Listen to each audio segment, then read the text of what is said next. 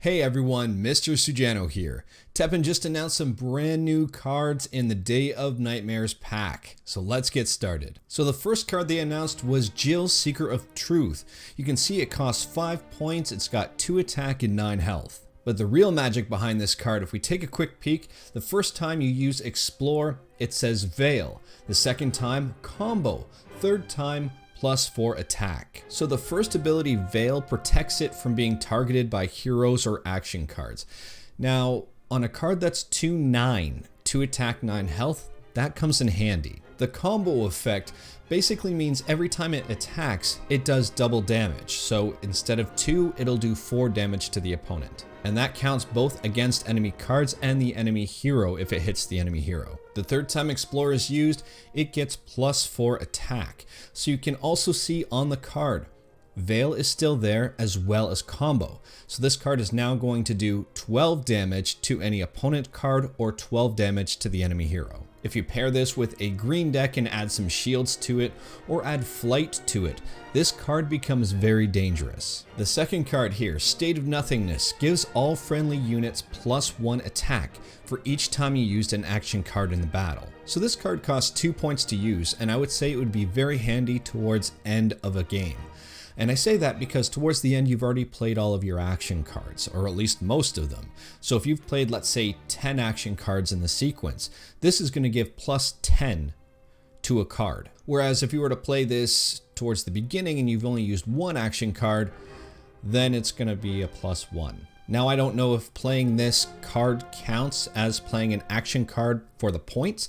So if this card is +1 on its own, and then if you've played 3 other cards, it would be +4 total. +1 for this card, and then +3 for the other card. So I'm not sure about that. So this next card, General Reploid Leader. Spillover, Victory, Explore for Repla Force. So this one's an interesting card because it's a 7-point card to use. It has 3 attack and 5 health. So it's not necessarily a strong card in that respect. It costs a lot to use and it's not that strong.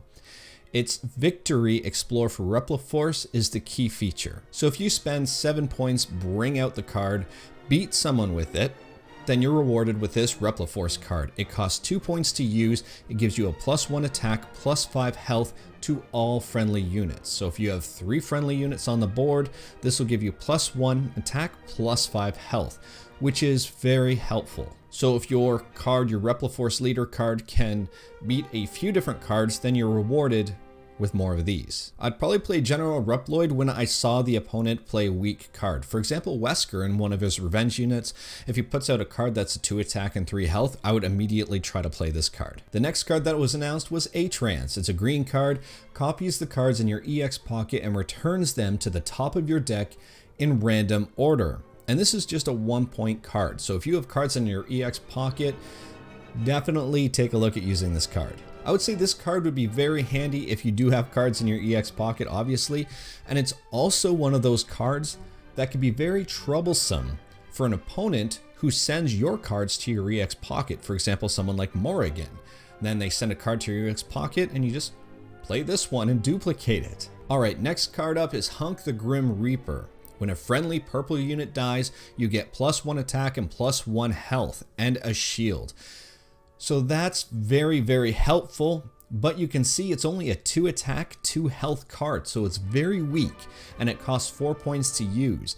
So I would say this card has potential, but is also very vulnerable. So obviously you'd want to play this one when one of your friendly units is about to die. Just put it in the lane above, have the friendly unit die, and then immediately this gets the +1/+1 buff and a shield.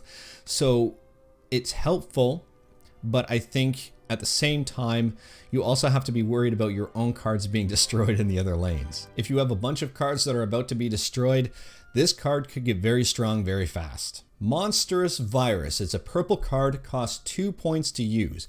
Gives your purple element hero immune to damage 30 seconds and immune to life sacrifice effects 30 seconds.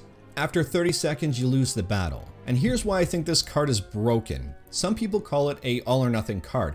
You play the card, you get 30 seconds to try to beat the opponent. If you don't, you die. That's true, but if you are at 1 health, 1 measly health point left, and you're about to die anyways, you play this card, it's like saying, time out, don't kill me, give me 30 seconds to try to kill you or else I would die anyways. I think that's a little cheap. Is it going to make it into my deck? Probably, but I do think that this is one of those that's a very interesting card, because you can essentially use this as a last-ditch effort to try to win, to try to run out the clock, to try to do anything you can, and it gives you 30 seconds, which is actually quite a bit in Teppen. So with that being said, this next card is a black card, Nemesis TType. When played, gains +1 health, +1 attack for each time this card has been placed on the field during the battle. When it dies, it returns to the EX pocket. So it's a 1 attack to begin with, and 8 health to begin with, and it costs 5 points to use. So basically, once this dies, you can play it again, and it'll be a 2 attack, 9 health. It dies, then it'll be a 3 attack, 10 health, and so on and so forth. The only caveat with this is that it costs 5 points to use, and each time you want to reuse it, it costs another 5 points. So this card could potentially become very strong. It doesn't seem like there is a limit to the pluses that it can get. Lastly, Living Death. This is an 8-point card, a whopping 8-point card. This is a very interesting one. It says remove all units from play. You and your opponent move 3 units in your respective graveyards to the field. So this is a really weird card. I could see it used in a desperate or dire situation. Let's pretend your opponent has 3 cards on the field right now, and they're very strong. They're clogging the lanes. You've got very weak cards and maybe not great cards in your hand, and you're in a desperate situation because this could spell the end for you. This card could save you in that regard. You save up to use it because it costs 8 points. It's not cheap. Play this card, it destroys everything on the field. It completely cleans the field out for you. You have nothing to worry about. Now, you obviously run the risk of them being able to pull some very strong cards out of their graveyard, but at the same time, you've probably got some great cards in your graveyard as well that you can have a chance to bring out. But anyways, that's all I've got for today. If you liked the video, leave a like. If you didn't like the video, leave a like. Hit that subscribe button. Check out my other videos. Let me know what you think about these new Teppen cards in the comments below. I think, honestly, they're all very interesting, except for that very one overpowered card, which may get some attention in the future. Anyways, thank you everyone. Take care.